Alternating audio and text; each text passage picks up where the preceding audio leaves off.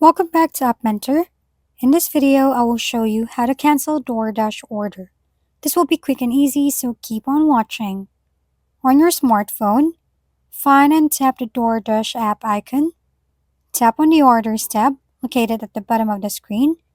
Scroll through the list of current orders to locate the one you wish to cancel. Click on the order to view its details. Go and click the Help button to open the customer support. Once you're in the customer support page, go and click the Can I cancel my order?